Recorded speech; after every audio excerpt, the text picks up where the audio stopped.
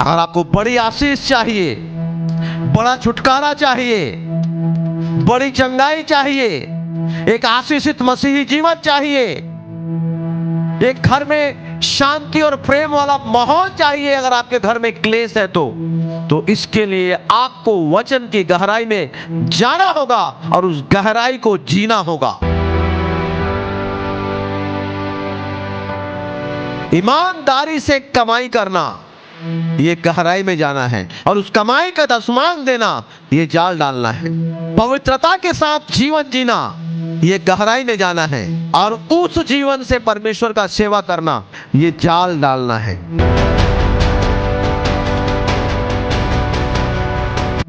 आज लोगों के पास सेवा है, पवित्रता ही नहीं है। वचन पढ़ते हैं, वचन में बने नहीं रहते, और प्रार्थना करते हैं और कहते हैं हमारा प्रार्थना का उत्तर नहीं आ रहा है। आज कलीसिया गहराई में नहीं जाना चाहती। आज एक विश्वासी गहराई में नहीं जाना चाहता, केवल जाल डालना चाहता है। वो केवल जाल, कर्जा उतर जाए वो जाल डालेगा, बीमार चंगा हो जाए वो चंगाई के लिए जाल डालेगा। माने चर्च आएगा, प्रार्थना करेगा, बैठेगा, घुटने में आएगा, वो कर्ज उतारने के लिए चर्च आएगा, प्रार्थना करेगा, ले हैंड लेगा। अपने बेटा और बेटी को सुधारने के लिए वो पास्टर को प्रार्थना का निवेदन देगा और खुद भी प्रार्थना करेगा। लेकिन जिस गहराई की बात परमेश्वर कर रहा है, उस गहराई में वो जाने की कोशिश नहीं करेगा। क्या है गहराई में जाना? परमेश्वर के वचन पर अड़े रहना और खड़े रहना। परमेश्वर ने जो कह दिया उसे मानना और हर हाल में उसको पूरा करना, यह है गहराई में जाना। लेकिन हम जाल बाहर से ही डाल रहे हैं। बस चर्च आ गए, प्रार्थना करा लिए, अभिषेक का तेल ले लिए, लेहन करवा लिए, निकल गए। पास्टर को प्रार्थना निवेदन का फॉर्म दे दिए, पास्टर जी प्रार्थना करेंगे, हम दारू पिएंगे। ये गहराई नहीं है, ये गहराई नहीं है। एक परिवार आया मेरे पास, मैं एक बार और इस एग्जाम्पल को बताया था आपको, आज फिर से बता रहा हूं, प्रभु अगुवाई कर रहा है। वो परिवार बहुत दूर से, यहां से लगभग 90 किलोमीटर दूर से वो चर्च आता था। आज भी इस मिनिस्ट्री के साथ तो जुड़ा हुआ है, और कल वो भी हमारे साथ गया हुआ था रायपुर। वो परिवार आया चर्च, उसके घर में काफी दुष्ट आत्माओं के अटैक थे। चर्च आने में ले हैंड कंटिन्यू, उसके लिए प्रार्थना होता था लगातार, प्रेयर का फॉर्म भरे, प्रेयर हुआ, अभिषेक का तेल दिए, सब कुछ ऑल इज वेल। उस परिवार को डिलीवरेंस मिलते गया, उसके घर में चंगाई आई, छुटकारा आया। लेकिन एक प्रॉब्लम उसके घर से खत्म नहीं हुआ। क्या? उसके घर में जो बिजनेस था वो बिजनेस ग्रो नहीं कर रहा था, वो बिजनेस वहीं का वहीं ठप पड़ा हुआ था। उसके घर में गाड़ी का बिजनेस था, 4 व्हीलर का, 3 व्हीलर का बिजनेस था, ठप पड़ा हुआ था। वो ऑटो चालक था। वो पुराने ऑटो को वो चलाता, जो भी उस 100-150 रुपया वो कमाता, घर लेके आता। कैसे घर का खर्चा चलाए, कैसे बच्चों को पढ़ाए लिखाए, उसको समझ में नहीं आ रहा था। वो इस बात को लेके एक दिन मुझसे मिला और मैंने उसको काउंसलिंग दिया, टाइथ के बारे में बताया, दशमांश के बारे में बताया, पवित्रता के बारे में बताया। और सडनली उससे मैं एक बात अचानक मेरे मुंह से निकल गया, पता नहीं कैसे। मैं बोला, आप बिजली बिल पटाते हो? तो बोलता है, नहीं पास्टर साहब, हम तो बिजली बिल नहीं पटावन। तो काबर हमारे यहाँ मीटर नहीं लगे हैं। तो कैसे करा था? तो खंभा ले ऐसे गरी खेल के घर में अरझाए हवन और कनेक्शन ले हवन, ओई में सब बिजली चला थे। तो ये तो चोरी है। मैं बोला, ये तो चोरी किए हो आप? तो बोले, नहीं, पूरा गांव में इसने ले हैं, और बिजली वाला मन भी आते हैं, कुछ नहीं कहे। 100, 200, 500 जगह जैसना मन लागते दे देते, बिजली वाला मन चल देते। कोखरो घर मीटर नहीं है गांव में, हमार सब उसने चला थे। मैं कहा, गांव में मसीही तय ना? तो कहते हैं, हाँ पास्टर साहब, मैं मसीही हूं। तो तोला सुधरना पड़ी, तोर द्वारा तोर परिवार तोर गांव बचे ही परमेश्वर है। तय सुधर, पहले तय सही हो जा। हालेलुया। तो क्या करना पड़ी पास्टर जी? जा बिजली ऑफिस में आवेदन दे, मोर घर में मीटर लगावा। वो गया, मीटर लगवाया और ईमानदारी से वो लाइट जलाना शुरू किया। सरकार के साथ वो ईमानदार हुआ, पास्टर के साथ वो ईमानदार हुआ और ठीक 4 महीने के बाद अचानक उसका बिजनेस ग्रो करना शुरू किया। 3 महीने, 4 महीने और उसके बाद मस्त बिजनेस किया, पैसा कमाया, पुरानी गाड़ी को बेच दिया, नया ऑटो ले लिया, इलेक्ट्रिक ऑटो, हैवी वाला, बढ़िया वाला। और अपनी गवाही में बताया कि पास्टर जी मोला काम खोजे जाला नहीं पड़े, जितना मोर कस्टमर हैं इमन मोला फोन करते और मैं ऑटो लेके जथूं। कभी कभी तो ऐसा होते कि 3 दिन में 7 दिन में मोर महीना भर के खर्चा निकल जाते। मैं 3 दिन या 7 दिन काम करता हूं और पूरा मैं महीना के खर्चा अपन निकाल लेता हूं, पैसा भी मोर बाँच जाते। बताओ, उसका पूरा कर्जा खत्म हो गया, पुरानी गाड़ी को बेच दिया, नई गाड़ी ले लिया। आज इतना कमा रहा है वो कि अभी वो संडे चर्च वो अटेंड कर रहे होंगे। अभी वो संडे कहीं नहीं जाते, वो पूरा परिवार संडे कहीं नहीं जाता, संडे वो चर्च में होंगे। अभी वो चर्च अटेंड कर रहे होंगे, अभी वो ऑनलाइन देख रहे होंगे। मैं गारंटी के साथ कह सकता हूं, क्योंकि जब जब वो आते हैं महीने में एक बार हमारे पास, वो अपना ईमानदारी से अपना दशमांश लेकर के आते हैं, ईमानदारी से। इससे पहले भी अभी 2 हफ्ता पहले आए थे, वो पूरा महीने का दशमांश बड़ी ईमानदारी से वो निकालते हैं। सुबह निकल गए काम में 10 बजे और शाम को आ गए घर 6-7 बजे। जितना पैसा वो कमा के लाए उसका दशमांश निकाल के वो डब्बे में अलग करते हैं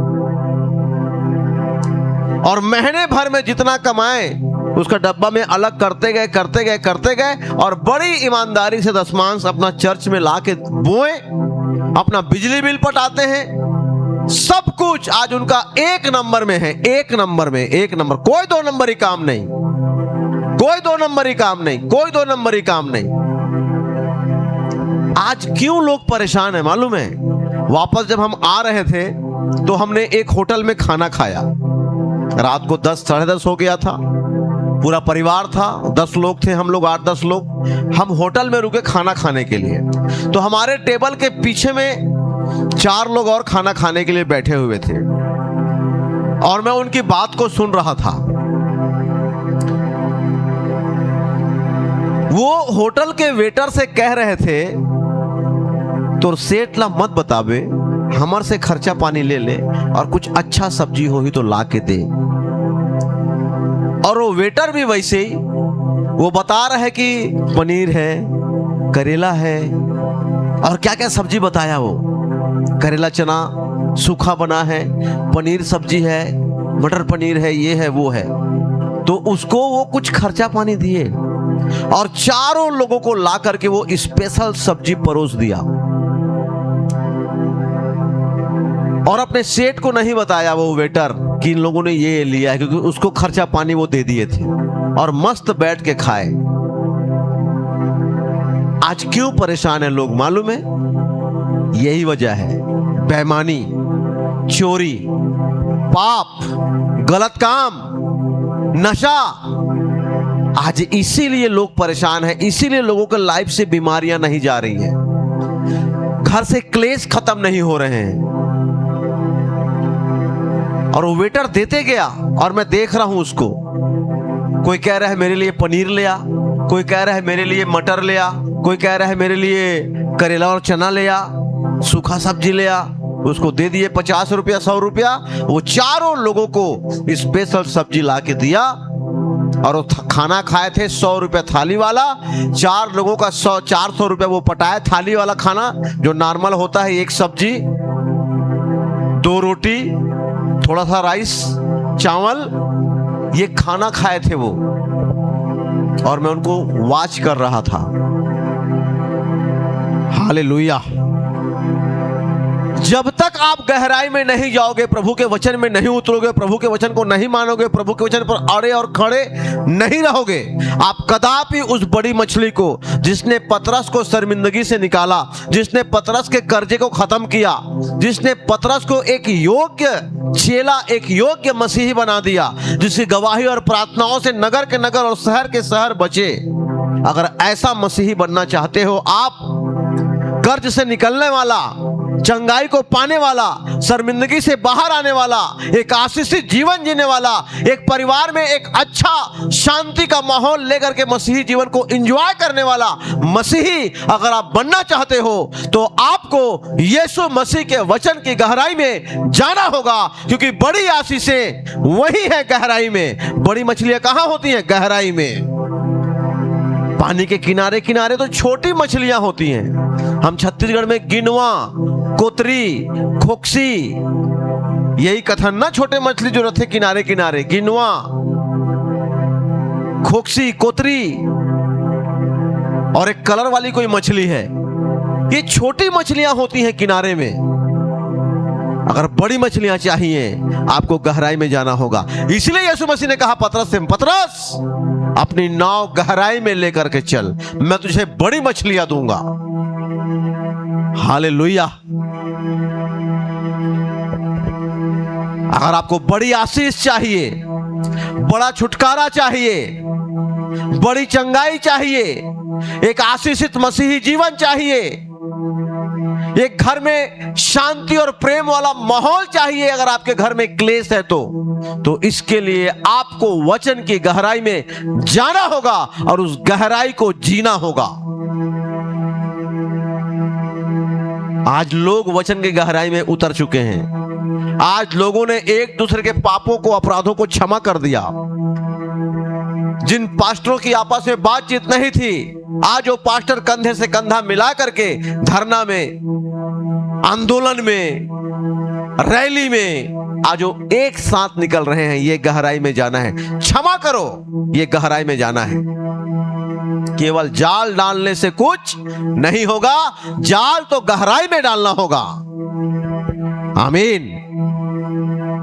वचन पर अड़े रहना, खड़े रहना, ये गहराई में जाना है। आमीन। और उसके बाद जब आप प्रार्थना करते हैं गहराई में जाके, क्या है जाल डालना? प्रार्थना करना जाल डालना है। ईमानदारी से कमाई करना, ये गहराई में जाना है। और उस कमाई का दशमांश देना, ये जाल डालना है। आमीन। पवित्रता के साथ जीवन जीना, ये गहराई में जाना है। और उस जीवन से परमेश्वर का सेवा करना, ये जाल डालना है। आज लोगों के पास सेवा है, पवित्रता ही नहीं है। हाँ,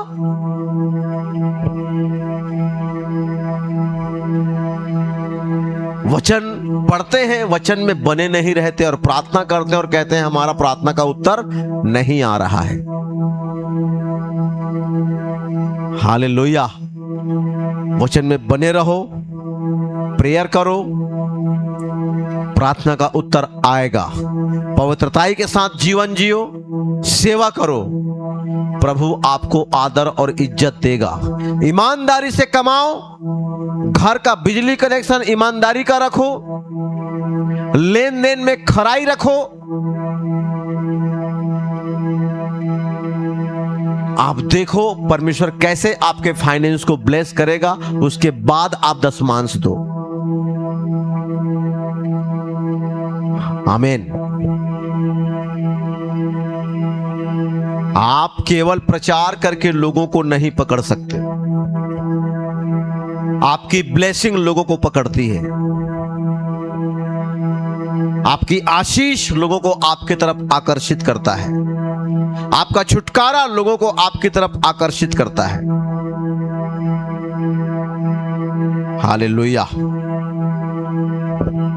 आप अपनी गवाहियों से, अपने छुटकारे से, अपने ब्लेसिंग से आप लोगों को पकड़ते हैं।